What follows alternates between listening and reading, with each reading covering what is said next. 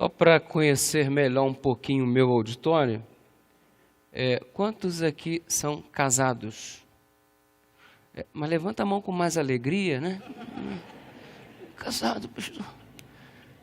Quem aqui está noivo ou noiva? Aqui, ok. Quem é aquele grupo de solteiros, encalhados, que estão precisando de uma oração muito forte nessa noite? Solteiros, mesmo se você não estiver precisando de uma oração muito forte, é brincadeira, mas tá ok. Envie os seus currículos para a secretaria da igreja. Hoje eu quero falar um pouquinho sobre relacionamento. Aspectos do nosso relacionamento com Deus e aspectos do nosso relacionamento com o nosso próximo. E como temos feito a cada reunião, para a pessoa que está do seu lado, diga: a tua vinda aqui não foi em vão. Para a mesma pessoa, Deus vai abençoar você. Quem crê nisso, diga amém. Amém. Uma saudação também aos nossos amigos que nos assistem através da internet. Muito obrigado, que Deus abençoe você e toda a sua família também. Vamos orar? Pai querido, muito obrigado por estarmos aqui mais uma vez, por termos em nossas mãos a Tua palavra para estudarmos.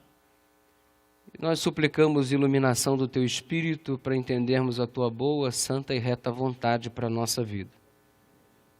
Fica conosco, Tu és o nosso convidado de honra. Ninguém aqui tem a menor pretensão de falar alguma coisa que não seja por Tua direção, que não seja reflexo da Tua vontade. Por isso suplicamos-te Tua indispensável bênção. Em nome de Jesus, amém. Eu acredito, porque a Bíblia me permite acreditar assim, que Deus criou os seus filhos para eles serem felizes. Deus criou os seus filhos para que eles tivessem prazer. E diferente de alguns conceitos que todo mundo acha que prazer é coisa vinculada ao pecado, pensar em prazer, o crente não tem que ter prazer porque prazer é pecado. Não. Deixa o teu preconceito um pouquinho de lado e creia que a palavra prazer é uma palavra que reflete o desejo de Deus para a tua vida. Deus quer que você tenha prazer, mas um prazer genuíno, um prazer verdadeiro, um prazer que verdadeiramente lhe trará satisfação, felicidade. Eu quero começar falando e vou falar em nome de Jesus. Eu quero começar falando nessa noite para vocês sobre pelo menos 3 fontes de prazer que eu percebo na palavra de Deus. 3 fontes de prazer que pode o ser humano usufruir sob a perspectiva do plano de Deus para a nossa vida. E ao mesmo tempo em que estiver falando sobre essas 3 fontes de prazer que Deus nos proporciona, você vai perceber como é que o inimigo, que não quer que você tenha o prazer genuíno, tem trabalhado para jogar na lata do lixo os métodos que Deus criou para que você fosse feliz. Vamos lá. Primeira fonte de prazer. Prazer do homem para com Deus. Prazer do homem para com Deus. Primeira fonte de prazer. Prazer do homem para com Deus. Primeira fonte de prazer. Com um pouquinho mais de propriedade. De novo. Como está um pouquinho frio e a gente pode até se movimentar um pouquinho, você pode fazer assim, ó. Prazer do homem para com Deus. E aí você levanta a mão bonitinho. Vamos lá? Primeiro tipo de prazer. Segundo tipo de prazer.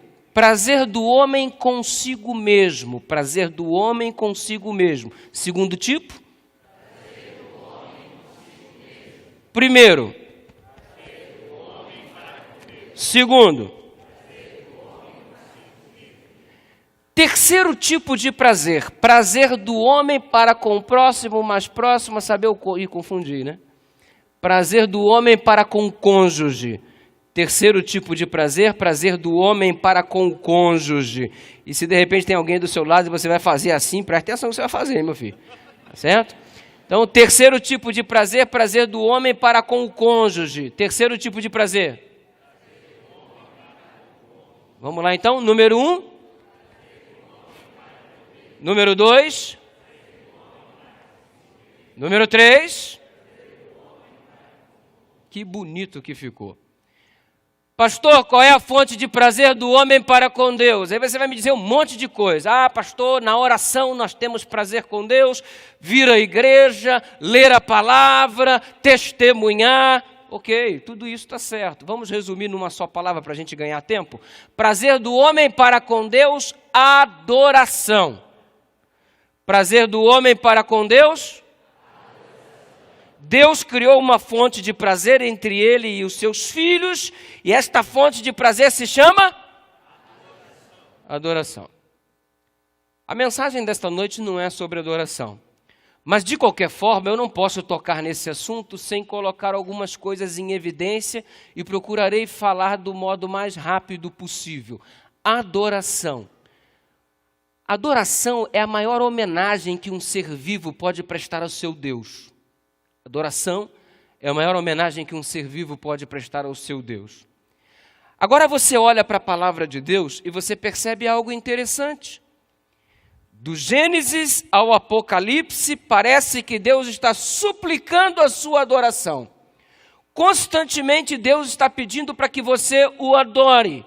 Venham me adorar, prostrem-se diante de mim, orem a mim, clamem a mim, busquem a mim. É Deus suplicando para que você o adore. Desde o Gênesis ao Apocalipse, há uma súplica explícita de Deus pedindo para que você o adore.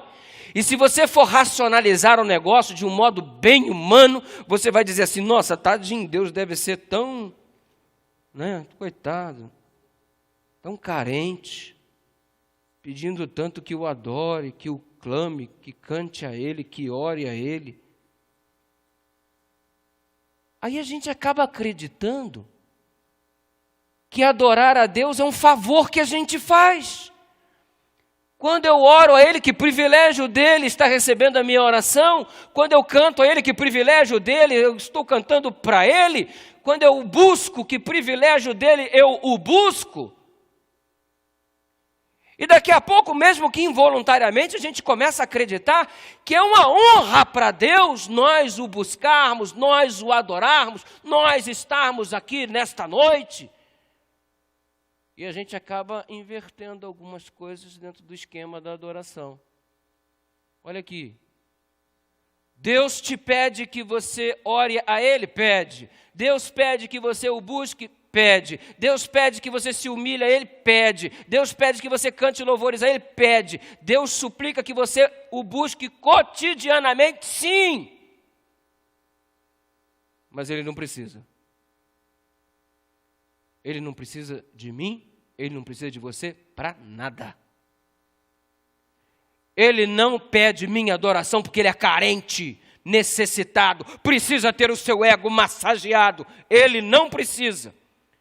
Quer você o adore ou não, Ele é Deus. Quer você o adore ou não, Ele continua sendo onipotente. Quer você o adore ou não, Ele é onisciente. Quer você o adore ou não, Ele é onipresente. Onipotência, onisciência, onipresença, grandiosidade de Deus. Ele não depende de nós para sermos o que Ele é. Por que Ele pede tanto que eu o adore, se Ele não é esse coitadinho? Se Ele não é esse carente? Ele pede que eu o adore, porque quando eu o adoro, o beneficiado na história sou eu. Ele se põe à minha disposição para ser adorado, não porque ele vá ser beneficiado pela adoração que eu faço, mas porque ele quer abençoar a minha vida e permite que você o adore para que você, tão somente você, seja o indivíduo privilegiado na história. Quando nós adoramos a Deus, nós é quem ganhamos, é o nosso vazio que é preenchido, é a paz que é restaurada, é o peso dos ombros que é retirado, é a alma que canta aliviada na presença do Senhor, porque quando nós o adoramos, nós somos beneficiados. E olha para você, vem aqui como se estivesse fazendo um favor para Deus. Faz as coisas para Deus como se ele fosse o beneficiado e você estivesse fazendo um favor para Ele. Ele é quem faz um grande favor ao se colocar à tua disposição para que você o adore. Porque abençoado é você, porque com ou sem a tua adoração, Ele continua sendo o Deus maravilhoso que é. Então, em nome de Jesus, eu já começo te dizendo uma coisa nessa noite. Para de fazer jogo duro com Deus. Para de achar que é Ele que é o necessitado na história. Ele sem você é Deus, você sem Ele é nada. Então é privilégio nosso adorá-lo. Uma outra coisa sobre adoração. Quando eu olho para a Bíblia, eu percebo a presença de vários adoradores fiéis e gente também que não era referência de adoração. E tem um adorador em especial que me chama a atenção, o nome dele é Abraão. No capítulo 22 do livro de Gênesis, mas não é o texto que a gente vai ler agora, estou só de passagem. No capítulo 22 do livro de Gênesis, Deus virou para Abraão e lhe disse: Abraão, meu filho. Pois não, Senhor. Agora eu quero que tu apanhes o teu filho, o teu único filho a quem tu amas, e vai até o alto do Monte Moriá. Vai ao Monte Moriá, na verdade o Moriá é uma cordilheira, e eu te mostrarei uma daquelas montanhas sobre a qual você sacrificará o teu próprio filho, o teu único filho a quem tu amas. Foi a caminhada mais difícil da vida de Abraão. Quando ele chega no pé do monte, ele vira para os seus serviçais e diz assim: fiquem aqui, eu e o rapaz subiremos e, havendo adorado, voltaremos para junto de vós. Ah, pastor, Abraão foi matar o próprio filho. Não foi. A Bíblia diz que ele foi adorar a Deus. Na adoração, Deus pediu a entrega do filho, o sacrifício do filho. Você acha que isso foi fácil para Abraão? Claro que não, foi a caminhada mais difícil da vida dele, mas ele tinha uma convicção, a prioridade de sua vida era adorar a Deus. E quando a gente adora a Deus, estamos preocupados em não agradar ao nosso próprio eu. Então o sinônimo é o seguinte: adorar a Deus não é fazer o que eu quero. Adorar a Deus é fazer o que Ele pede. Se Ele pediu o filho, é o filho que eu vou entregar. Se Ele pediu o sábado, é o sábado que eu vou dar. Se Ele pediu o dízimo, é o dízimo que eu vou devolver. Se Ele falou que é roxo, que é amarelo, que é verde. Mas aí tem um papo muito moderno girando aí. E qual é o papo super pós-moderno? É que Deus é maravilhoso e o que importa é que a gente faça de coração. E não importa o que a gente faça, desde que seja de coração. Que lindo. Por que Abraão não foi de coração e deu uma ovelha no lugar do filho? Porque Deus não pediu a ovelha, Deus pediu o filho. E ele, como adorador, ele estava entregando o filho porque foi isso que Deus pediu. Embora fosse muito difícil. Porque, desculpa, se você só quer adorar a Deus quando as coisas são fáceis, você pode ser o que você quiser, mas adorador você não é. Porque o adorador de verdade é aquele que adora a Deus quando tudo está bem, mas é aquele que adora a Deus quando tudo vai mal. O adorador de verdade é aquele que adora a Deus dando para ele o que ele pediu, não o que você quer. E não me vem com esse papo de que o que você faz, embora seja de todo o coração, independente da vontade de Deus, Deus vai aceitar. Mentira, isso não é bíblico. Exemplo. Você observa Caim e Abel. Deus convidou ambos para adorá-lo. Não porque Deus precisava, mas para que Caim e Abel fossem plenamente preenchidos. A adoração tinha que ser feita por intermédio do cordeiro. Abel foi lá, ofereceu o cordeiro em holocausto porque Deus pediu o cordeiro. Caim, em contrapartida, deve ter raciocinado. Caim já era da geração diferente. E aí Caim deve ter pensado, mas Deus é muito legal, Deus é muito 10, Deus compreende tudo, Deus sabe do meu coração. Tadinha da ovelhinha, eu vou matar aquele bichinho tão simpático, tão inofensivo, não vou fazer isso não, é sangue desnecessário. Deus vai entender. Quer saber de uma coisa? Tive uma ideia, eu vou fazer um cesto bem bonitão, com produtos da terra, hortifruti granjeiros. Abel levou o cordeiro, eu vou levar o hortifruti granjeiro, e eu vou fazer aqui um cesto bonitão, eu vou colocar aqui uma galinha feita de abacaxi, vou espetar um monte de ovinhos de codorna, eu vou pegar a melancia, vou fazer uma cesta toda decorada com uns cortes super especiais e uma melancia ornamentada, eu vou colocar um monte de folhas de couve, eu vou colocar um monte de folhas de alface, eu vou colocar uns morangos para enfeitar, e até o lixo do jiló ele ia colocar lá. Meu Deus do céu, quem merece jiló, gente? E ele fez uma cesta bonitona. Aí veio com a cesta, Senhor, olha o que eu trouxe para o Senhor, de coração. A Bíblia diz que Deus aceitou a oferta de Abel, mas a oferta de Caim rejeitou. Mas não era de coração. É de coração, mas não é o que Deus pediu, então não adianta. Ei, quer saber de uma coisa? Adorar a Deus de verdade é fazer o que Ele pede, não é o que eu quero. Eu sei que você acha muita coisa. Pastor, eu acho isso. Pastor, eu acho...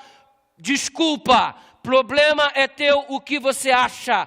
Para adorar a Deus de verdade não é o que você acha, é o que Ele pede. Caso contrário, pode ser o que for, mas adoração não é. Adoração é o que Ele pediu. E sabe por que essa igreja é a igreja de Deus? Porque nós fazemos o que Ele pede. No dia que essa igreja parar de fazer o que está escrito e começar a fazer o que o irmão achou, o que o fulano achou, o que o outro pensou, isso aqui vai deixar de ser igreja de Deus e vai ser igreja do fulano, do ciclano e do bertano. Mas como aqui se faz o que diz a palavra, essa aqui é a casa do Senhor. Então não é o que você quer. E não é também só quando é fácil. O adorador é o adorador quando as coisas estão fáceis, quando as coisas estão difíceis, quando faz o que é fácil, quando faz o que é difícil, quando faz quando está bom, quando faz quando está ruim. E é o que Deus pediu, não é o que você acha, não é o que você quer. Assim diz o Senhor. E a questão da adoração é fundamental porque, na verdade, ela vai determinar o salvo do perdido. Porque quem é que vai estar salvo? O verdadeiro adorador. E quem estará perdido? Quem não foi adorador de Deus ou quem foi um falso adorador. E muita gente, pretensamente sendo adorador, dirá naquele dia, mas Senhor, em Teu nome nós não expulsamos demônios, em Teu nome não fizemos curas, maravilhas. E Deus então lhes dirá abertamente, apartai-vos de mim porque eu não vos conheço. A adoração é o elemento que vai determinar o salvo do perdido, irmãos. Basta olhar a tríplice mensagem angélica em Apocalipse 14. Temei a Deus e dai-lhe glória, porque vinda é a hora do seu juízo. E adorai, adorai aquele que fez os céus, a terra, o mar e tudo que nele há. Nós adoramos a Deus todos os dias e temos um dia especial para adorá-lo como Criador dos céus, da terra, do mar e tudo que nele há. Percebe como é que as coisas se encaixam? Percebe como a Bíblia é tão clara? E olha você querendo viver uma vida cristã em cima do que você acha. Olha você querendo viver uma vida cristã em cima das suas opiniões. Não é a tua opinião, amigão. É a palavra de Deus. Ela é a nossa regra de fé e prática. E louvado seja o nome do Senhor por isso. Porque a tua opinião não me preenche, a tua opinião não me transforma, mas a opinião de Deus me preenche, me transforma e me põe numa situação de nova criatura mediante sua presença. Louvado seja o nome do Senhor por isso. Agora o que o diabo fez? Para que você não sinta prazer entre você e Deus nesse processo maravilhoso denominado adoração, ele veio e torceu tudo. Adora a Deus do teu jeito.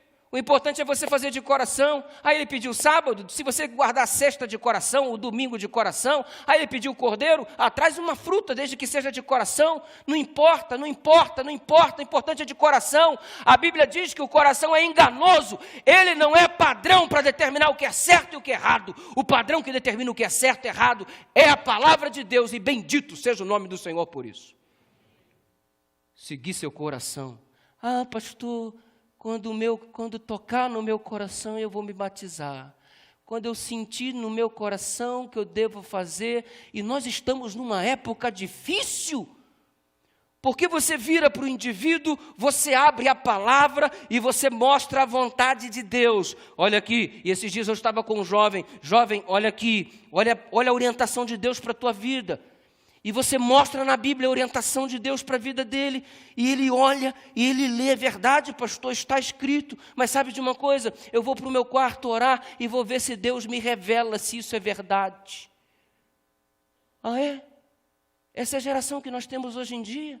Gente que está com a palavra de Deus, mas que está colocando a sua experiência pessoal acima da revelação. Deus não vai te revelar aquilo que Ele já revelou. Ah, pastor, não sei. Sabe, pastor, estou com dúvida. Dúvida de quê, menina?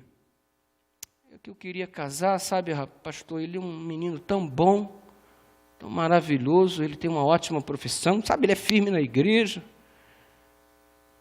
Nossa, pastor, ele é bonitão também. É um homem perfeito, só tem um probleminha, pastor. O que foi, minha irmã? Aí ele bate na mãe. Ah, é?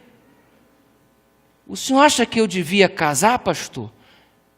Claro, irmã, casa rápido. A velhinha não pode continuar apanhando. Quer ouvir o quê?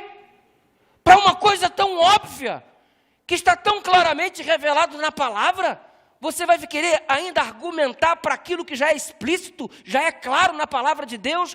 Ah, está aqui, o sábado é o dia do Senhor, eu vou orar para ver se é isso mesmo. Está escrito, não vos ponhais em julgo desigual com aquele que é incrédulo, não se casa com gente que não é da mesma fé. Ah, eu vou revelar porque ele é tão bom, ele é tão educado, ele é tão isso, ele é tão aquilo. Você acha que Deus não sabe o que está dizendo? Aí ficam aí esta geração de adoradores estranhos que não estão dispostos a fazer a vontade de Deus, que não se adequam à palavra, querem adequar a palavra à sua vida. Qual é o resultado? Uma igreja frágil, uma igreja fraca, cristãos que estão aí sem a manifestação do poder de Deus na vida, gente que não tem fé, gente que não consegue ir adiante. E o que está acontecendo? Deus não está presente, Deus não está agindo, como se o problema fosse em Deus, e eu é que sou o indivíduo cujo canal está interrompido para que as bênçãos de Deus venham até mim. Desobstrui nessa noite, meu irmão. Deixa Deus te alcançar do jeito que só Ele sabe, e Ele vai abençoar você. Prazer do homem para com Deus.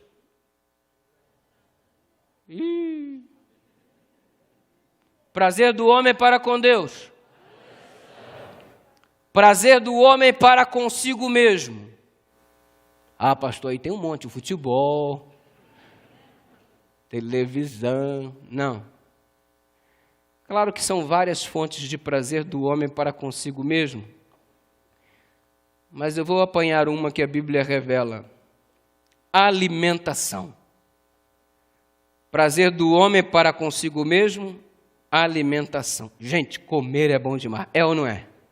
É bom demais. Quando tu está cheio de fome, tu senta para comer, mas é uma bênção, irmão. É bom ou não é? Se é, dá um joia assim, fala assim.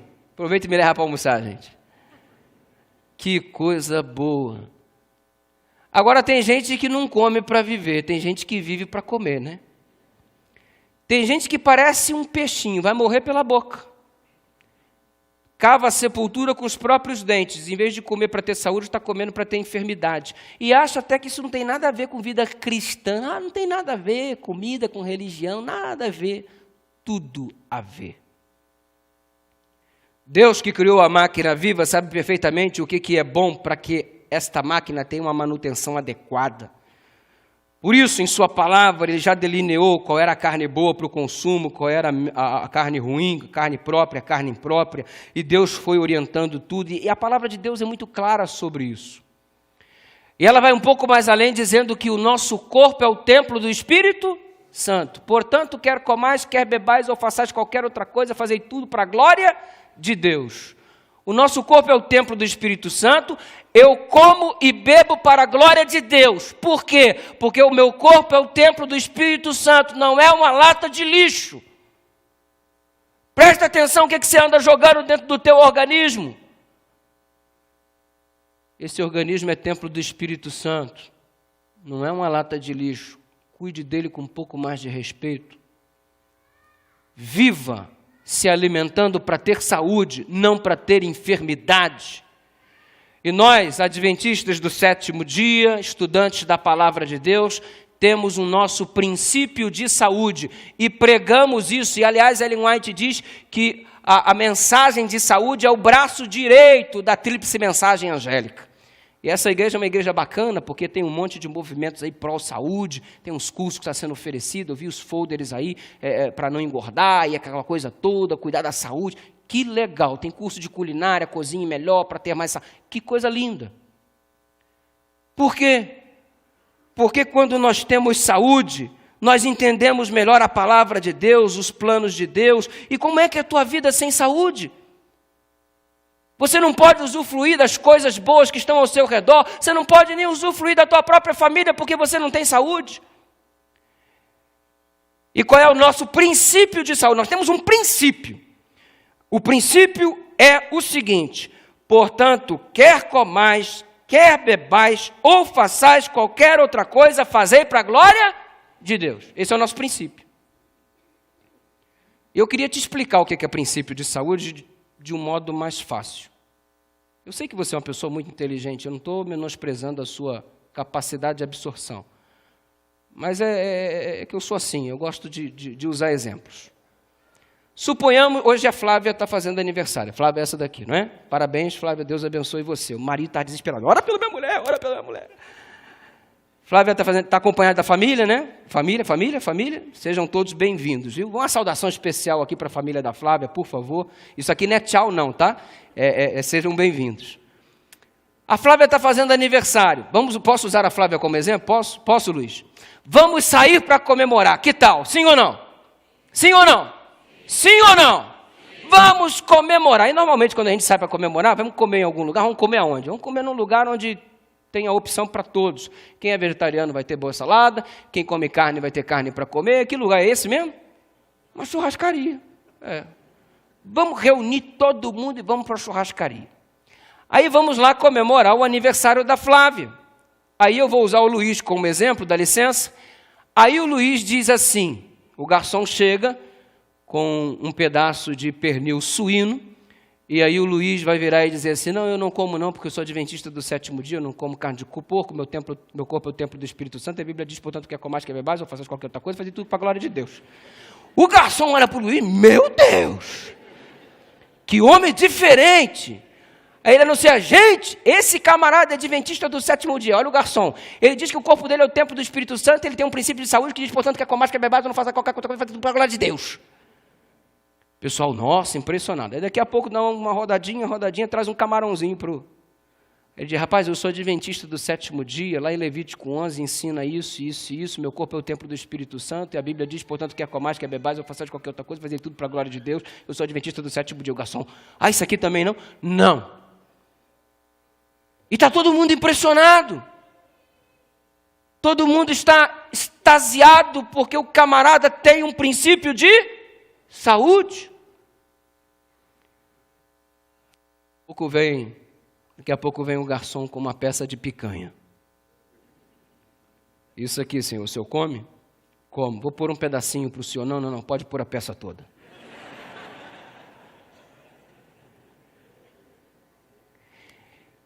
Não come um pedacinho de carne de porco porque é pecado. Agora come o boi inteiro e palito o dente com chifre, e aí não é pecado. Pecou do mesmo jeito. Por que pecou do mesmo jeito? Porque feriu o princípio de saúde. Sou profeta não, né, barão? Sou profeta não, viu? Feriu o princípio de saúde do mesmo jeito, irmãos. Porque deixou de ter o cuidado pelo corpo. Porque cuidou do corpo quando não queria comer um alimento imundo, mas não cuidou do corpo quando comeu em demasia. Errou do mesmo jeito. Isso é princípio de saúde. E sabe, eu fico pensando, olha, reforma de saúde não vai salvar ninguém. Não foi uma cenoura que morreu por você na cruz do Calvário. Não foi uma alface que morreu por você na cruz do Calvário. Para com essa coisa de que reforma de saúde vai salvar as pessoas. Reforma de saúde não salva ninguém. Mas eu vou te dizer uma coisa. Pode deixar muita gente de fora. Por quê? Porque eu preciso ter saúde para entender o plano da salvação. Se eu não faço uma reforma de saúde, se eu não tenho saúde, se eu não cuido do meu corpo, eu posso me perder por não compreender bem o plano da salvação. Porque você sabe que quando o corpo está são, a mente fica sã. Cuida do teu corpo, primeiro, porque ele não te pertence. Deus te emprestou e quando ele voltar, você vai ter que dar conta. Deus tem fontes de prazer, sim ou não? Número 1. Número 1. Número 1. Não, gagueja, não fica feio. Número 1. Prazer do homem para com Deus. Número 1. Adorar. Número 2. Prazer do homem para consigo mesmo. Alimentar. Eu tenho um episódio tão triste, esse negócio de alimentação, sabe? Eu era pastor distrital, alguns bons anos atrás, e a gente resolveu fazer um jantar dos namorados, no sábado posterior à data do Dia dos Namorados. 80 casais, 90 casais, perdão, 180 pessoas. Pastor, o senhor vai ser o responsável por achar o espaço para a gente poder fazer esse jantar romântico. E aí eu fui numa churrascaria bem legal, por sugestão do pessoal, cheguei lá no Rio de Janeiro, olhei a churrascaria e fui conversar com o gerente. Senhor, eu sou pastor da igreja adventista, a gente vai fazer um jantar para os casais, são 90 casais, 180 pessoas, e nós gostaríamos de combinar alguma coisa aqui contigo. É possível fechar o espaço só para esse grupo? Não, pastor, é possível sim, mas o preço é tanto. Mas, irmão, olha só, deixa eu te falar, faz um preço especial para a gente. Não, pastor, não posso fazer um preço especial, esse já é o preço da casa, é o preço mínimo. Mas deixa eu te contar uma coisa. Eu não sei se você conhece a igreja adventista, o pessoal da igreja adventista ele tem um cuidado muito bom com a alimentação. À noite, inclusive, eles quase não comem nada. E se você abaixar o preço, você não vai ter prejuízos com isso, fica tranquilo. Pastor, o senhor está me falando sério? Não, eu estou te falando sério, olha só, a nossa filosofia de saúde é a seguinte, e falei, portanto, quer comais, quer bebais, fazer outra coisa, fazer tudo para a glória de Deus, aquela coisa toda. A gente evita muito o alimento carne, come o mínimo possível e tal. Não é que é pecado comer carne, mas uma vez que não faz muito bem, então você é uma churrascaria, mas pode reforçar bastante a salada, que carne o pessoal não vai pegar pesado. Ele virou para mim e disse, pastor, o senhor tem certeza do que o senhor está falando? Eu falei, absoluta, eu conheço o meu povo. O dia do jantar dos namorados chegou, aquela fila se formou, fizemos um arquinho bonito de coração para o pessoal passar dentro, um violino tocando, jantarzinho, uma luz de vela, programinha romântico, troca bombonzinho, bilhetinho, nhenhenhen, nhenhenhen. Daqui a pouco alguém desesperado diz assim, pastor, nós não vamos comer não? Aí eu, sujou. Aí eu olhei para o garçom, deram ok. Eu falei, gente, está liberado. Mas foi uma corrida. Os homens deixaram o romantismo de lado, as mulheres ficaram para trás e correram lá para o buffet e começaram a acumular carne. E o que me assustou de verdade foi uma irmã que pegou 2 pratos de uma vez e ela não fez um prato, ela fez 2 montanhas. E a dificuldade para ela administrar o Everest dela era o seguinte, porque ela já havia ocupado todos os espaços do prato e estava tentando equilibrar um ovo de codorna na ponta. Só que não ficava, ele rolava e caía, e ela botava, rolava, caía, e ela estava naquela dificuldade. E ela veio e se assentou próximo a mim com os 2 pratos dela. Eu, nossa, que coisa impressionante, eu vou estar com apetite, hein, irmã? Mas o pior não foi isso. O pior foi quando ela abriu a bolsa e sacou uma Tupperware. E o prato só de carne, ela foi colocando as carnes dentro do recipiente, tampou e pôs na bolsa. E eu virei para ela e disse, o que você está fazendo? E ela falou, eu estou garantindo a semana, pastor. E nessa altura, o gerente estava desesperado à minha procura. E finalmente ele me achou e disse, pastor, o teu povo não fuma, o teu povo não bebe, mas ô raça para comer. Come igual traça. Nunca mais me venha com aquela conversa de que essa gente tem uma filosofia de saúde. Irmãos, eu fiquei arrasado. Pensa num pastor que não conhece o rebanho. No dia seguinte, eu tinha que fazer uma visita a um dos oficiais da igreja, porque ele iria junto comigo visitar um candidato para ser batizado. Bati na porta do camarada e lá vem ele, depois de muito tempo, me fazendo esperar, abrindo a porta com muita dificuldade. Ai, pastor! Que foi, meu irmão? Estou passando mal. Por que você está passando mal? Eu comi demais ontem à noite, pastor. Vem cá, eu não sei nem se eu posso ir na visita, entra aqui para orar por mim. Irmão, não vou orar por você, não. Se eu orar por você, eu vou pedir para Deus te matar. Porque você é um estorvo para a obra de Deus. Pastor, o que é isso? Você come igual um animal e depois quer que Deus venha ter misericórdia de você pela bobagem que você está fazendo? Muda de vida, meu irmão. E sabe de uma coisa? Como é que nós estamos tratando o nosso corpo? Você acha que isso não tem nada a ver com religião? Deus te deu alimentação para ser uma fonte de prazer. Você está usando a mesma como uma fonte de enfermidades. Pensa um pouco. O diabo colocou aí, não tenhas por imundo que Deus purificou, torceu o texto bíblico, pode comer o que você quiser, desde que você ore, coma, e ainda vem com a conversa, você já não bebe, você já não fuma, você não vai pegar mulher de ninguém, então usufrua aí o que você quiser, come, pelo menos come a alegria que você tem. Queridos, fonte de prazer entre o homem e Deus, adorar. Fonte de prazer entre o homem e ele mesmo, alimentar.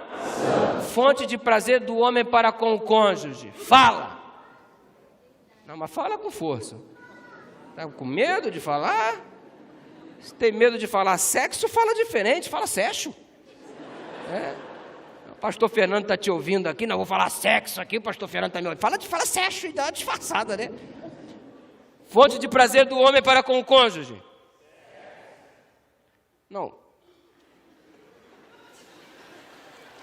Eu sei que você gosta.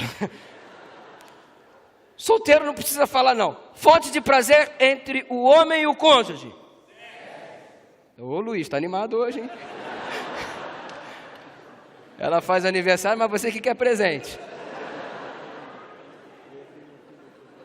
Brincadeira. Irmãos, ô pastor, o senhor vai falar de sexo na igreja numa quarta-feira, o senhor está doido? Doido eu já sou, você já viu, né?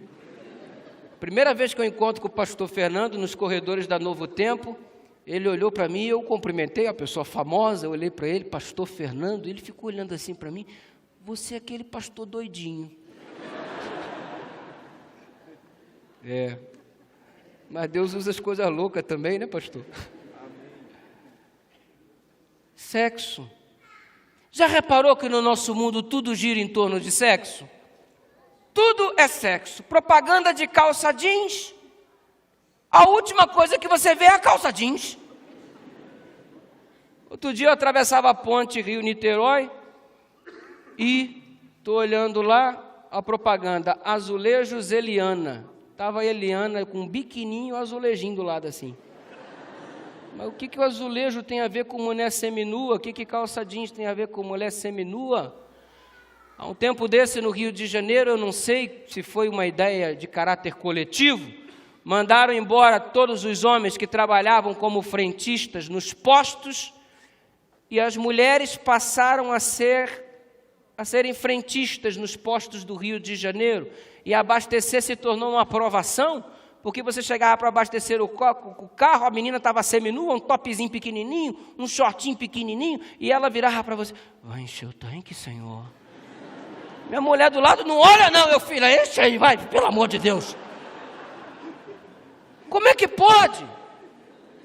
Tudo gira em torno de sexo. O filme só faz sucesso se tiver cenas eróticas, cenas sensuais. Hoje a mulher top da sociedade, a mulher que faz sucesso, ela não é caracterizada como uma mulher de sucesso por aquilo que ela pensa. Ela é caracterizada pelos diâmetros do seu corpo, pela metragem do seu corpo, pelas características do seu corpo. A mulher que está na mídia é a mulher que sexualmente ela é aceitável dentro dos parâmetros que estão colocando por aí.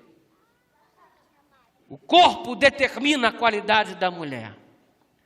E ela hoje se transformou em apenas um objeto sexual. Tudo gira em torno de sexo. E o que é a mulher? Um objeto sexual. Quem é o homem de verdade? O homem de verdade na sociedade que nós vivemos é o homem que vem e apanha. Eu vou falar na linguagem jovem, desculpa. É o homem que pega um monte de mulher. Fui para a balada esse fim de semana, peguei um monte. Esse é homem, ó, homem. Você olha para a palavra de Deus, a perspectiva é diferente. O homem de verdade não é aquele que pega um monte de mulher. O homem de verdade não é aquele que conquista um monte de mulher. O homem de verdade é aquele que consegue conquistar a mesma mulher todo dia. Esse é o homem de verdade. Aí, estamos aí sob uma influência maléfica do conceito mundano quanto à sexualidade e sexo. Resultado, a mulher tem sido tratada como um objeto descartável. O importante é pegar, usar e jogar fora. E não é que essa maldição se repete no meio da juventude? Porque a onda é pegar uma aqui, largar, pegar outra ali, largar. Vamos ficar, fica aqui, fica ali, fica lá, fica colar. O que é a mulher? Um objeto descartável que usa e joga fora. É uma propriedade pública que todo mundo pode usar.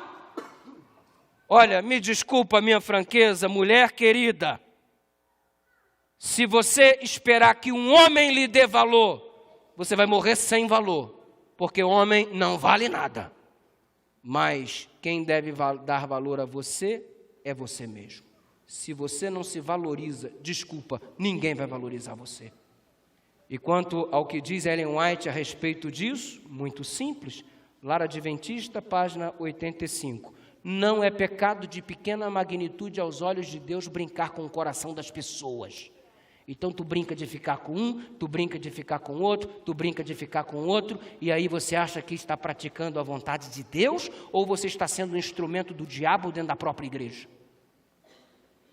Aliás, a gente observa o que diz a Bíblia: o que Deus uniu, o homem não separa. Mas aí vem a pergunta: quem foi que disse que todo casamento foi Deus que uniu?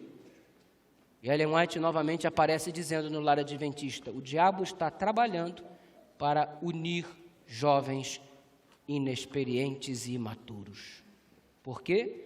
Porque se ele consegue consolidar dentro desta igreja algumas famílias problemáticas, sabe o que vai acontecer? Essa igreja terá dificuldades para o crescimento. E quando é que você começa a trabalhar bem para ter um bom casamento? Na sua época de namoro.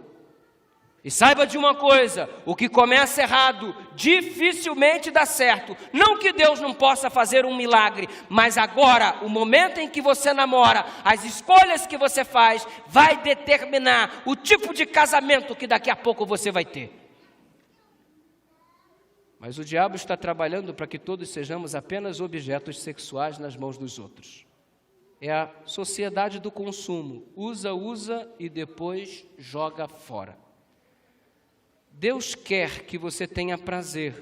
Foi Deus que criou o sexo, não foi o diabo. Eu me sinto plenamente à vontade para falar sobre isso, porque é algo que foi criado por Deus. Está sendo manipulado pelas trevas, está sendo mal direcionado pelas trevas, mas o sexo é uma bênção criada por Deus e expresso na sua palavra. Mas esta bênção mal utilizada, está sendo transformado na vida de muitos em uma verdadeira maldição. E o que deveria ser uma fonte genuína de prazer, se transforma em uma fonte de maldição. A alimentação, que deveria ser uma fonte genuína de prazer, se transforma em uma maldição. A adoração, que deveria ser uma fonte genuína de prazer, se transforma em frustração. Não estamos sendo felizes, não porque Deus não tenha criado mecanismo para a nossa felicidade, mas porque os mecanismos criados por Deus estão sendo mal administrados. E me desculpa, você não sofre por falta de bênçãos. Deus te dá bênçãos, mas você não sabe administrar as bênçãos que Ele te deu. Ele te dá um corpo maravilhoso, e o que você faz com este corpo? Transforma-o em um objeto de promiscuidade.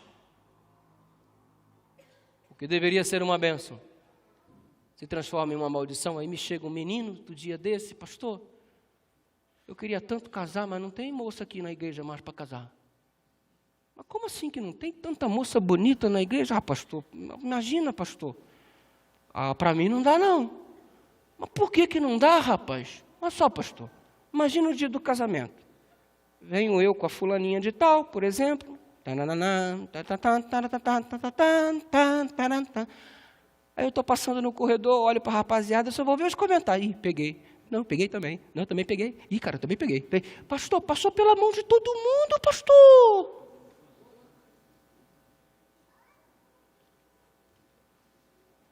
Que tipo de valor você está acreditando a você mesmo, minha jovem? Você constrói as coisas ao teu respeito do jeito que você quiser. E me desculpa mesmo, mas a maneira como as mulheres são tratadas hoje na nossa sociedade é culpa das próprias mulheres que se permitiram ser tratadas assim. E se você não mudar o modo como tratam você, ninguém mais mudará, porque o respeito, ele precisa ser dado por tua parte, se você quiser ser respeitado. Pastor, quero fazer sexo. Posso? Pode. Foi criado por Deus. Aliás, nós não gostamos muito de falar no assunto e falamos menos do que deveríamos falar, e isso é um grande problema que a igreja comete. Eu, por exemplo, estou fazendo um trabalho de mestrado só em cima de sexualidade e sexo entre os jovens adventistas em uma igreja em Belo Horizonte. Os pais nunca conversaram com ninguém, a realidade dos meus pesquisados. A igreja nunca abordou sobre o assunto. Onde eles aprenderam? Com os amigos na rua, hoje mais modernamente pela internet, e biologicamente o que a escola ensina. O padrão moral que rege a sexualidade, pautado na palavra de Deus, não é pregado. Por quê? Porque a igreja se omite, os pais não falam a respeito e a igreja também não fala. E a fonte de informação, obviamente, não é segundo a vontade de Deus. Sabe o que acontece? Estamos vivendo numa igreja de jovens bonitos, estão bem vestidos, bem assentados, só que ninguém sabe os conflitos sexuais que cada um deles estão vivendo durante a fase do namoro, durante a fase da adolescência, não estão sabendo lidar com os próprios hormônios, com o desenvolvimento do aspecto físico, eles não sabem lidar com isso. E eles não têm liberdade para conversar com os pais, e eles também não têm liberdade para conversar com o pastor, e se sentem sozinhos e isolados, uma presa muito fácil para o diabo fazer o que quiser. Que perigo, irmãos. E ao invés de ajudar, a gente atrapalha. Sabe por que a gente atrapalha? Porque por conta do nosso preconceito a gente não quer abordar o assunto. A gente tem até uma musiquinha na igreja que a gente começa a cantar, ensinando para as criancinhas, né? Cuidado, pezinho, aonde pisa, que o Salvador do céu está olhando para você. Cuidado, pezinho, aonde pisa. Ah, mamãe, Jesus fez o pezinho? Fez o pezinho, filhinha. Cuidado aonde pisa. Cuidado, mãozinha, o que pega. Ah, Jesus fez a mãozinha, mamãe. Fez a mãozinha, fez a cabeça, fez o olho, fez a orelha, fez as pernas, fez os braços. Tudo Jesus fez. Braço se chama braço, perna se chama perna, pé se chama pé, cabeça se chama cabeça, olho se chama olho. Aí quando a criança olha, mamãe, esse negócio aqui no meio das minhas pernas, o que é isso? Menino, para com isso. Esse você está falando. Coisa feia é essa. Quem te ensinou isso?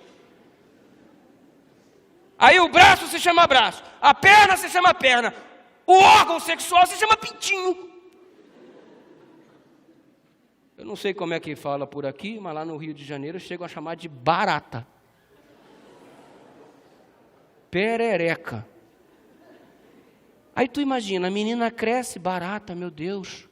Aranha, meu Deus. Aí um dia ela está passando na sala, vê uma barata. Uma barata, barata. Barata, barata, barata, barata. Barata.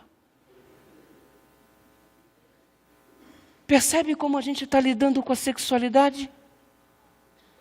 Aí você vem para a palavra de Deus, Gênesis escrito por Deus, Gênesis, Êxodo escrito por Deus, é a palavra de Deus, Levítico escrito por Deus, Números, Deuteronômio, nossa, é a palavra de Deus, maravilha. E você vem Cantares de Salomão, beija-me com o beijo da tua boca, que teus seios são assim, meu Deus, isso aqui não é de Deus não. Foi um acidente ter colocado esse negócio aqui, não é possível. É assim que nós lidamos com a sexualidade. Resultado, nossos jovens estão se perdendo. E o que nós estamos fazendo? Pode fazer sexo? Pode. Está liberado? Está liberado. Fiquem à vontade.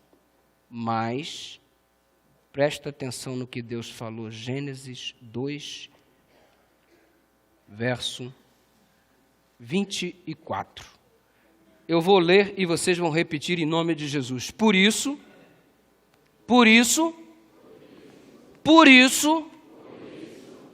deixará o homem, seu pai e sua mãe, e se unirá à sua mulher, e serão os dois uma só carne. Você conhece isso, né? O que é uma só carne? Eu vou deixar o meu pai e minha mãe para se casar com a minha mulher porque nós somos muito amigos. Você não precisa casar para ser amigo de ninguém. Eu vou deixar pai e mãe para me se unir à minha mulher porque a gente tem sonhos em comum. Você não precisa casar com ninguém para ter sonhos em comum.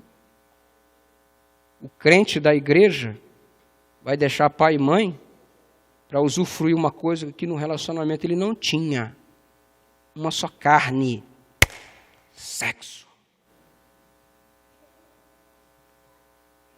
Deixa pai e mãe. Quer sexo? Boa coisa tu queres.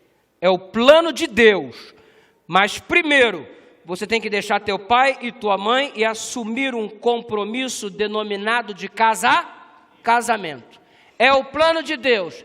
Pode chamar de careta, pode chamar de antiquado, quadrado, ultrapassado.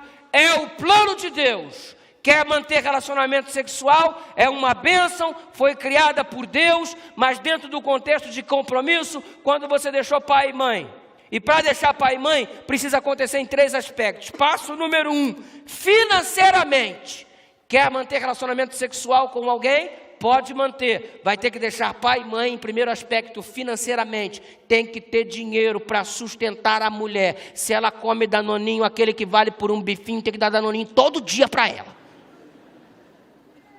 Não vem se casar com essa, pai, o negócio aqui, me presta o dinheiro, pai, aqui, tenho que pagar as contas, me presta o dinheiro. Meu irmão, você tem que ter a responsabilidade. O envolvimento sexual envolve um compromisso de responsabilidade, chamado casamento. Deixar pai e mãe, número 1, financeira. Número 2, geograficamente. Já ouviu o ditado? Quem casa quer o quê? Casa. Pastor, uma bênção que eu ganhei na semana de oração, quarta-feira, hoje eu quero agradecer, sabe? Eu quero me casar tanto com a fulaninha, eu a amo tanto, é demais, pastor.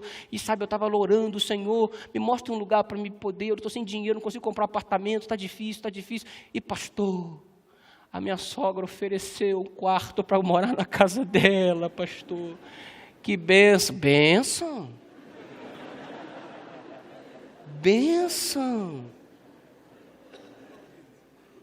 Deixar pai e mãe financeiramente, deixar pai e mãe geográfica, sai da geografia. Não mora muito longe que ela vai de mala para passar 6 meses. Não mora muito perto, senão ela vai tomar café da manhã todo dia na tua casa. Terceiro aspecto, deixar emocionalmente. Vou deixar de amar os meus pais? Não. Não vai não. Mas você vai ter que cortar o cordão umbilical. Sabe por quê? Toda briguinha que tem, tu vai correndo contar para tua mãe. Toda briguinha que tem, tu vai correndo contar para o teu pai. Resultado, o teu pai passa a odiar o teu marido. Você depois faz as pazes e o ódio lá continua. Porque se minha filha casa e depois ela vem falar comigo que o marido fez isso, fez aquilo, está tratando ela desse jeito, eu vou pegar o cara, irmão. Aí ela volta para casa, me perdoa daqui, se reconcilia e a minha raiva continua. E quem foi o responsável por essa indisposição que foi criada entre mim e o meu genro? A minha filha. Porque coisa de casal se resolve em casa. Quando você não consegue mais resolver, é que você procura ajuda externa. Agora você trazer para que todos da igreja conheçam os conflitos que você tem dentro da sua casa, me desculpa, você não está sendo sábia, você não está sendo sábio, você não tem direito de expor o teu cônjuge para ninguém. Cortar o cordão umbilical não é deixar de amar, mas é você saber que agora você tem o teu próprio lar, a tua própria família. Então deixar pai e mãe ocorre em 3 aspectos. Número 1, financeira.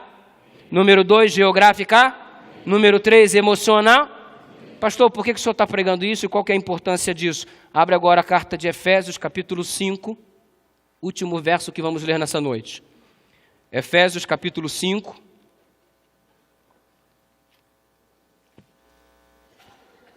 Efésios capítulo 5, vamos ler o verso 31. Repita o que eu vou ler. Por isso, vamos repetir. Por isso, deixará o homem, seu pai e sua mãe, se unirá à sua mulher, serão os dois uma só carne. Ué, a gente não já leu isso? Moisés não já tinha falado sobre isso? Por acaso o apóstolo São Paulo está sem imaginação para ter o que escrever? Claro que não. Ele explica por que ele está repetindo o verso. No verso seguinte ele diz, grande é este mistério, mas agora eu não estou falando de homem e de mulher, agora eu não estou falando de casamento, agora eu não estou falando de deixar pai e mãe, agora eu estou falando de Cristo e da igreja. O mesmo versículo usado para casamento entre um homem e uma mulher, é o mesmo versículo usado para a maneira como Cristo se relaciona com a igreja. Por que você acha que Jesus começou o ministério dele num casamento? Para mostrar que ele viria se casar com a igreja. E lá na festa de casamento, ele transformou a água em vinho. E lá na cruz do Calvário, me sai água e me sai sangue do seu tórax, quando o soldado lhe enfia a lança. E o que ele estava fazendo na cruz? Confirmando o casamento que ele tinha anunciado. Casamento. O casamento é o símbolo para ilustrar o modo como Cristo lida com a igreja. Isso significa uma coisa muito básica. Se eu tenho que tomar 3 passos para se casar com a mulher da minha vida, num contexto de compromisso, porque tem que ter compromisso, então olha só, eu deixo pai e mãe financeiramente, eu deixo pai e mãe geograficamente, e eu deixo pai e mãe emocionalmente para se casar com a mulher da minha vida. Agora, para se casar com Cristo, o noivo que vem buscar a esposa, eu tenho que deixar o mundo financeiramente, não ajunteis tesouro no mundo, nem no que o mundo há. Tenho que deixar o mundo geograficamente. Diante de Pilatos, Jesus disse, o meu reino não é deste mundo. Colossenses capítulo 2, o apóstolo Paulo diz, olhai para as coisas do alto. E tenho que deixar o mundo emocionalmente. Não ameis o mundo, nem no que o mundo há. Se alguém ama o mundo, o amor do Pai não está nele. Nossa! Os mesmos 3 passos que eu tomo para me casar com a mulher são os mesmos 3 passos que eu tomo para me casar com Cristo no batismo. Percebe como é sério o casamento?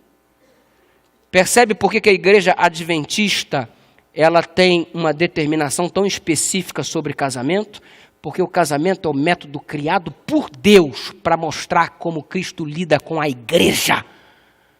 E por que o diabo trabalha tanto para destruir o casamento? Por que o diabo trabalha tanto para jogar o casamento na lata do lixo? Por que o diabo trabalha tanto para que hajam tantos divórcios mesmo em meio à igreja? Por quê? Porque ele está jogando na lata do lixo o referencial para ilustrar como Cristo lida com a igreja.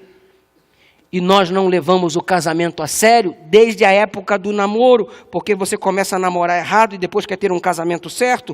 Aqui, se você começar errado, as coisas tenderão a dar errado. Se você começar certo, as coisas tenderão a dar certo. E o casamento ilustra Cristo e a igreja, instituição que o diabo quer jogar na lata do lixo. Por isso o casamento é tão atacado, por isso ele está tentando acabar com a tua família.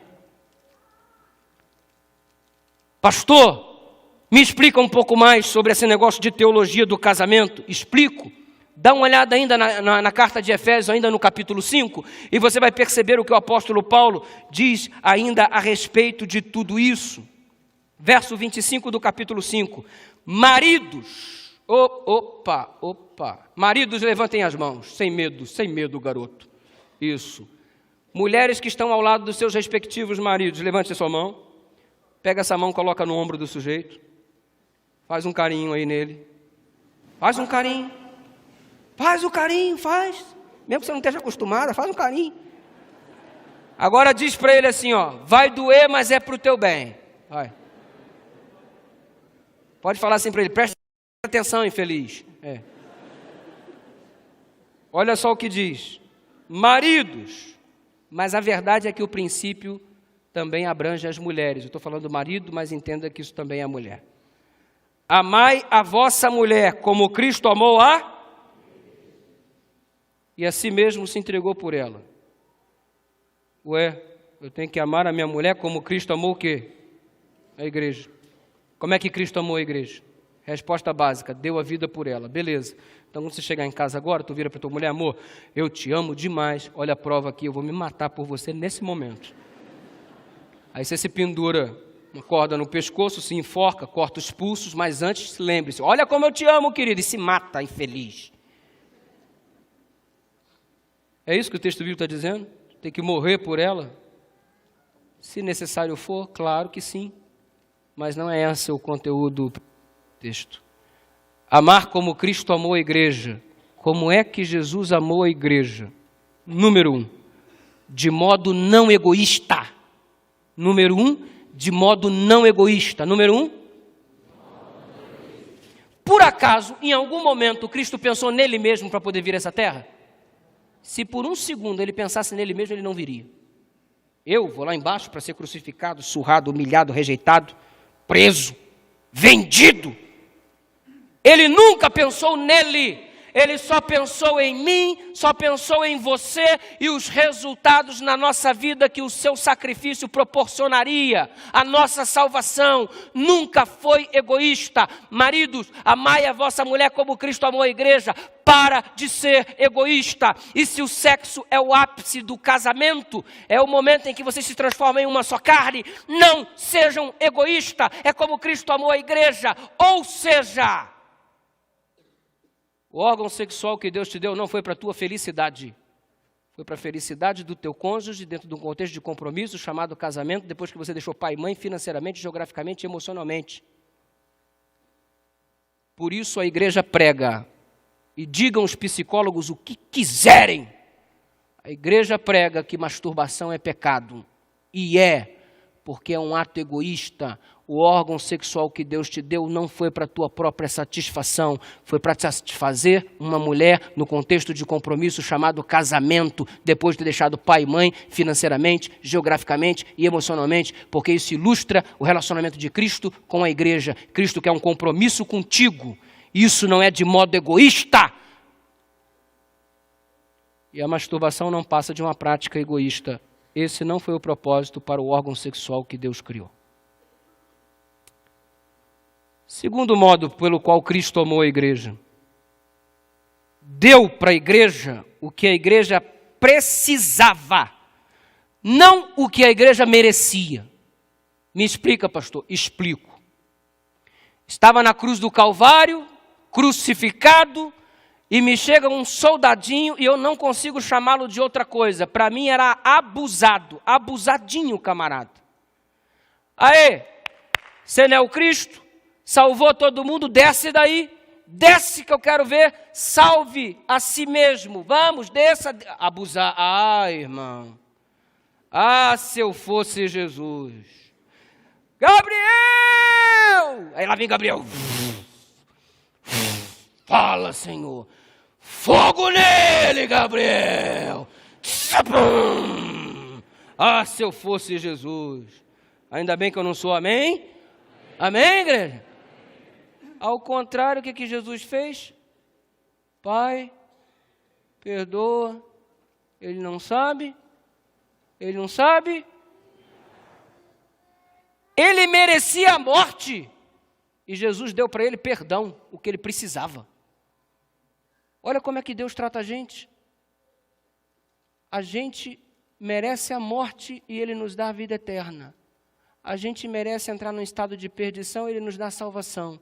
Ele só dá para a gente o que a gente precisa, não é o que a gente merece. Nós não merecemos nada, somos pecadores e a sua graça faz com que Ele lide conosco desta forma. Ele concede para mim o que eu preciso, não o que eu mereço. Marido tem que amar a mulher como Cristo amou a igreja. Mulher tem que amar o marido como Cristo amou a igreja. Tem que dar para o marido o que o marido precisa, não o que ele merece. Ele não está merecendo muita coisa, mas não o trate como ele merece, o trate como ele precisa. Marido, talvez você ache que a tua mulher não esteja merecendo muita coisa, mas trate-a como ela precisa, não como ela merece. Aliás, desculpa, eu tenho uma dificuldade. O que uma mulher precisa? Mulher precisa de muito carinho? Né? Desse jeito? Mulher precisa de muito carinho? Muita atenção? Sair em datas especiais para jantar fora? Sair para passear finais de semana? Roupa nova como presente, 90% do salário do marido. Mas não merece! Mas não merece! Mas aí, como somos servos de Deus, vamos tratá-la como ela precisa, não como ela merece. Ah, dá licença, você vem dormir com aquele bob gigante na cabeça. Quem aguenta isso, gente? Em época de eleição, tu vem com aquele camisão grandão, eu sou mais o João dos 2013. E tu merece o quê? Tu merece o quê? Chata, fica espinziando, tu merece o quê? E você, marido, o que tu merece, meu irmão? Olha o que você se tornou, sua coisa gorda, careca, horrorosa, ronca a noite toda, um bafo que ninguém aguenta. O que tu merece? Tua mulher deve olhar para você de noite e botar a mão na cabeça, meu Deus, o que eu fiz da minha vida?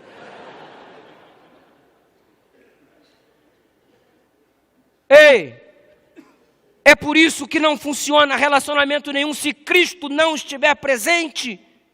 Porque quando Ele está presente, Ele nos ensina a não sermos egoístas, Ele nos ensina a tratar a mulher como ela merece, como ela precisa, não simplesmente como o ser humano merece. É Cristo na nossa vida que determina o nosso sucesso matrimonial e, consequentemente, não há um testemunho mais poderoso nesta terra do que um lar bem-sucedido. É o testemunho mais poderoso em prol do Evangelho.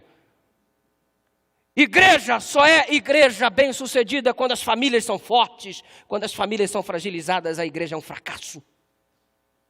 A sociedade está do jeito que está hoje porque a família tem sido alvo do ataque direto do maligno. E o diabo não ataca a igreja vindo aqui diretamente, ele vai na tua casa. E sabe, Deus queria que o teu lar fosse um pedacinho do céu aqui na terra e não um inferno. Mas hoje é a oportunidade que Deus está te dando de transformar a tua angústia em alegria pela ação poderosa do Espírito Santo. Deus faz milagres na família.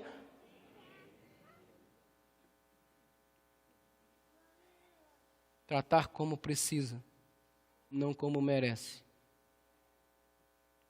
Eu vou encerrar agora e só quero contar uma história. Posso? Sim ou não? Sim. Me dá um joia então.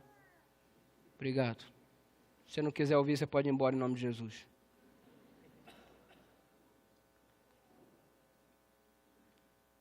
Não é fácil esse negócio de preciso, mas não mereço. Tratar como precisa. A gente só gosta de tratar os outros como merece.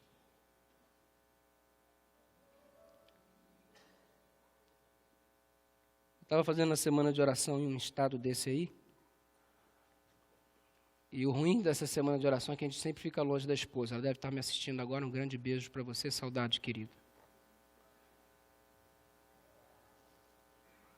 E aí eu combinei, olha, eu vou chegar sábado à noite no aeroporto.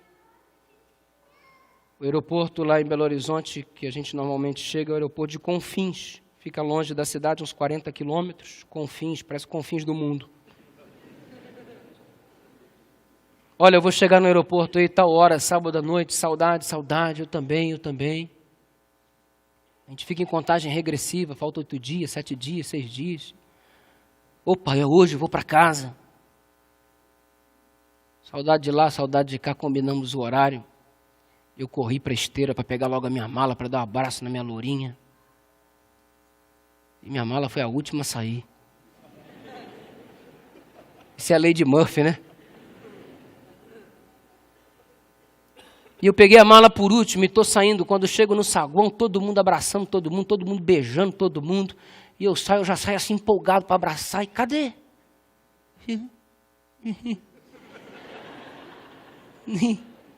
Eu botei a mala no canto, o saguão esvaziou-se, todos foram embora. E eu fiquei ali, mas não estava com saudade? Uma semana. Passaram meia hora, nada dela chegar. Passaram 1 hora, nada dela chegar. Aí eu comecei a exercitar. Dar o que ela precisa, não o que ela merece. Igual um louco no saguão. Dar o que ela... Me ajuda aí. Dar o que ela precisa, não o que ela merece. Dá força, Jeová. Dar o que ela precisa, não o que ela... 1h30 depois, nada dela chegar. Eu cansei e me assentei sobre a mala, próximo ao ponto dos taxistas. O taxista parava, Senhor, Belo Horizonte? Não. O outro parava, Senhor, Belo Horizonte? Não. Senhor, Belo Horizonte? Não, estou esperando a minha esposa. O outro vinha, Senhor, Belo Horizonte? Não, estou esperando a minha esposa. O outro, Senhor, Belo Horizonte? Não, estou esperando a minha esposa. Senhor, Belo... Não! Esperando a minha mulher! Daqui a pouco tinha um bolinho de taxista rindo de mim. Tipo assim, bobão, bobão. E eu dar o que ela precisa, não o que ela... O telefone toca. 2 horas depois. Amor. Oi. Estou um pouquinho atrasada, né? Você tá onde mesmo? Eu estou na delegacia. Delegacia? Não era para estar no aeroporto? O que você está fazendo na delegacia? Sabe o que é? Nós tínhamos um carro muito velho, irmãos. E para economizar a gente tinha kit gás. E o kit gás estava com problema de instalação. E saindo de onde nós morávamos, tinha que pegar uma ladeira em direção ao aeroporto. E aí ela ligou o carro. E aí passou para o kit gás, foi descendo a ladeira. A instalação deu problema, o carro morreu, o volante travou. E ela não conseguiu desviar do negócio que estava na frente, um ônibus. Arregaçou a lateral direita inteira do carro. Foi para a delegacia fazer o BO. Mas daqui a pouco eu chego, tá, amor? Mas você tá bem? As crianças? Não, tá todo mundo bem, só o carro estragou um pouquinho. 2h30 depois... Sentado sobre a mala, taxistas rindo de mim. Lá vem o meu carro todo arrebentado. Aí parou assim do meu lado. O vidro elétrico ainda funcionava. Aí eu olhei para dentro do carro. Oi, ela, oi. Ela, você quer dirigir? Eu quero. Aí eu entrei dentro do carro. Olhei para as crianças, o carro todo arrebentado. Deixa eu te perguntar, adiantava eu brigar? Iria fazer o tempo voltar atrás? Iria? Iria desamassar o carro? Iria fazer o tempo voltar atrás? Se eu dou para ela o que ela merecia, eu não ia ter o que eu precisava?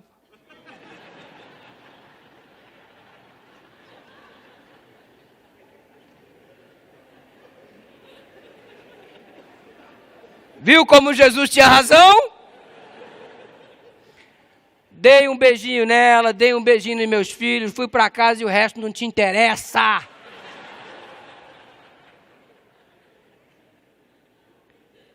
Jesus tem sempre razão, querido. Amar como Cristo amou a igreja. Ele nos ama assim.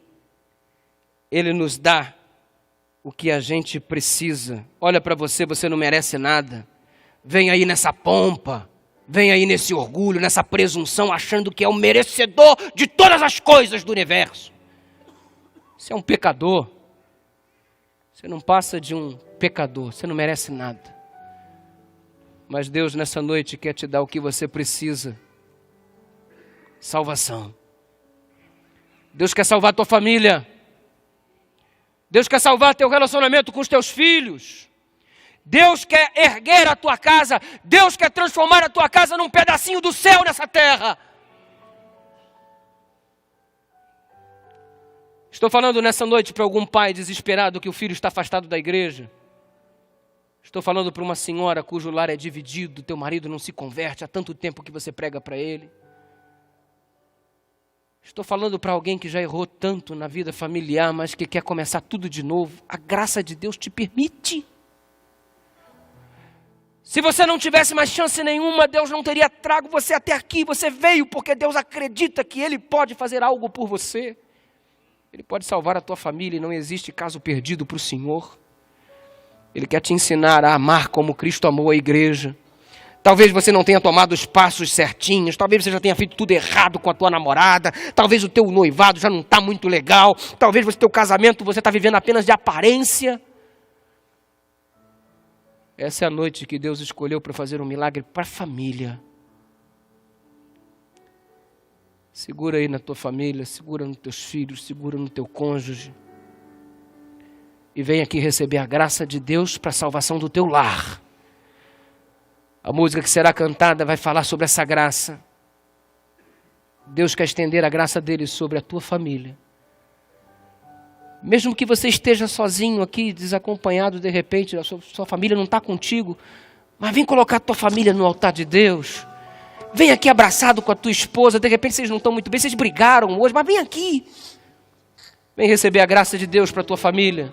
Levanta daí em nome de Jesus, enquanto essa música é cantada, vem buscar a graça do Senhor para a salvação da tua casa, que ao término deste culto possamos dizer, eu e minha casa serviremos ao Senhor. Levanta daí, traz a tua família, traz a tua mulher, traz os teus filhos, vem junto, vem abraçado, vem diante de Deus buscar a graça para o lar.